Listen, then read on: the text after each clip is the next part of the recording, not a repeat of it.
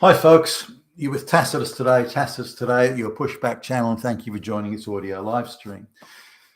In this essay, I'd like to talk about a couple of debates that I saw about slavery and slavery reparations. Now, they were both at universities, Ivy League universities, no less, and the debates were. There was debate. There was the for and the against, and the speaker speaking out that we need to see slavery in the wider context. That why are white people being uniquely singled out as being the bad guys in slavery, where no one else is? And the other debate was reparations and compensations for slavery that happened 200, 300, 400, 500 years ago. Why is it only the white empires, particularly the British Empire, that's being singled out, and why no other? And why are not the associated issues are being looked at? Now, I'll talk a little bit as well about compensation laws or tort law, TORT, as is often referred to as, where tort law is where if you can prove in a court you've suffered a loss, then you can have compensation along the lines of restitution. That is, before I was, before I became the aggrieved party or suffered at the hands of or whatever, I had $100. And now after the privations I've suffered as a result of the actions of other party or parties, I've only got $10. Therefore, that $90 should be returned to me, so I can be returned to the status or situation I was in before the privations occurred, or before those other parties forced those privations upon me. So that's tort law, which returns you back to the status you were in before the grievance took place.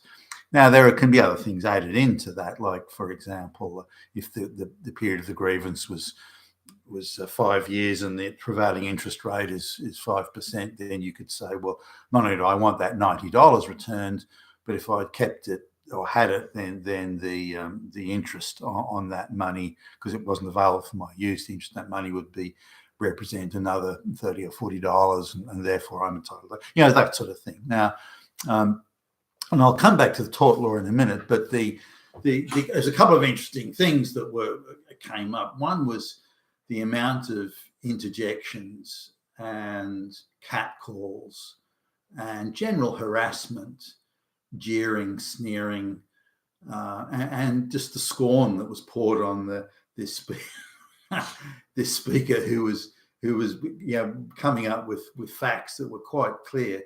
For example, arguing that there are more people enslaved in Africa today than were ever transported across the Atlantic during the entire period of slavery, or the entire period of Western involvement in slavery.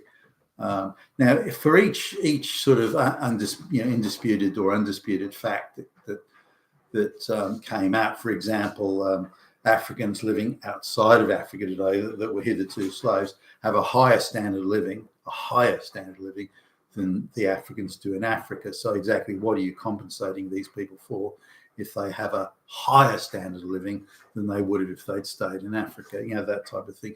So but the interjections and the catcalls and so on.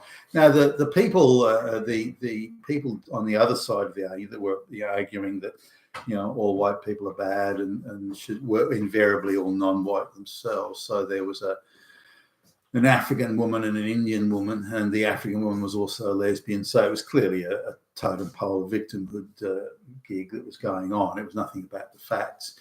And the difference in presentation, the speaker pointing out that whether they be unpleasant or not, but the hard facts about slavery, and why are we not talking about the slavery that the Arabs were involved in? Why are we not talking about the millions of slaves that the Africans, when they enslaved each other? Why are we not talking about the millions of Africans that were sacrificed to gods, cut to pieces and sacrificed to gods? And so why are we not talking about all that? Why are we only focusing on the British Empire and what white people did. When you look at the period of slavery or the time of slavery throughout history, the involvement of the British was something like 2% of the total timeline of slavery. Why are we focusing just on that? So some valid questions, valid assertions, and again, some indisputable facts. And it was quite a cogent argument, I thought, that any sensible, reasonable person, but that's not the argument for compensation. The argument is very ideological and based around ideological settings of victimhood. So, I mean, just to sort of paraphrase the response, the black lesbian, the other day I was talking to a woman with a little girl, an African woman who's living in England, and I was talking to her, and she said that she has 100 cases of racism every day. Are you telling me that woman and that little girl who's got to grow up here with all this racism, you're telling me that they're not entitled to compensation because racism goes back to the days of slavery? Therefore, and of course, if you want to be Hitler and not pay compensation, if you're a Nazi, and you just listen to this, you haven't come out with a single fact. You're claiming a level of victimhood that is determined, assuming that anecdote is even accurate, and I doubt that, but you're claiming a level of victimhood based on purely ideological Marxist sort of transference, and then asserting that therefore that must be a case for compensation. Any of the facts that for moral hurts, you have to compensate people for moral hurt, but you've got a higher standard of living in Jamaica than any African state does. Doesn't matter, victimhood, you damn Nazi. And but I noticed all the interjections and harassment the other speaker got.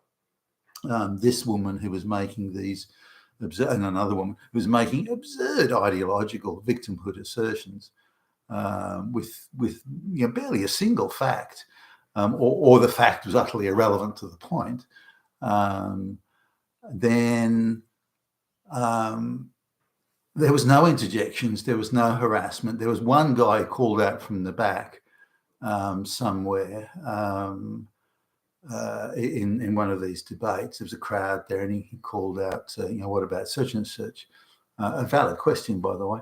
And she just skirted around that. So, well, that's not relevant, and you're a Nazi anyway, so I don't have to answer that.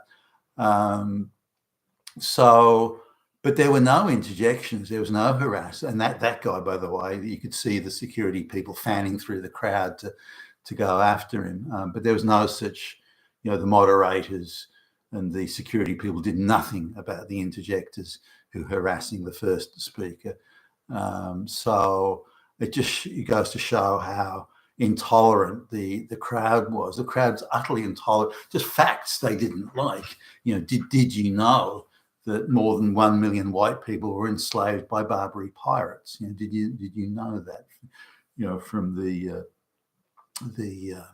Western Mediterranean, around Tunisia and Morocco and so on. So over 1 million white people were enslaved by the Barbary pirates. And is that an issue? Well, it doesn't matter, because when black people enslave other black people, it's not really slavery. It's only slavery if white people do it. Why is it a slavery if white people do it? Because they're fucking Nazis. And so there's no semblance or effort to engage with the facts. And when any fact comes up, it's unpleasant.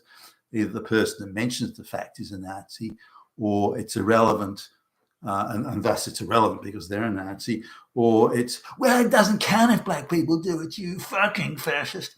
And so I just wanted to it was amazing how intolerant these people are of alternative views, and how intolerant they are of facts that they don't like, that don't suit their insane, twisted, perverted, fucked up worldview. You've been with Tacitus today, your Pushback channel. Thank you for listening.